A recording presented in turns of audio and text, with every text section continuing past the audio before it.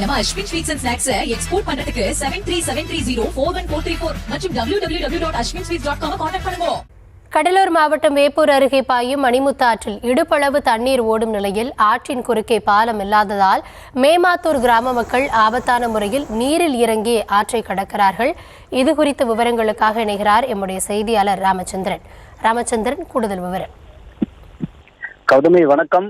அதாவது கடலூர் மாவட்டம் வேப்பூர் அடுத்துள்ள மேமாத்தூர் கிராமத்தில் சுமார் 300க்கும் மேற்பட்ட குடும்பங்கள் வசித்து வருகின்றனர். இந்த நிலையில் கிராம மக்கள் உயர்மட்ட மேம்பாலம் இல்லாததால் அந்த மணிமுத்தாற்றை கடந்து பள்ளி மாணவர்கள், கல்லூரி செல்வர்கள், நகரத்திற்கு செல்வர்கள் மொத்தமாக அங்கு பாதிக்கப்பட்டிருக்கின்றார்கள்.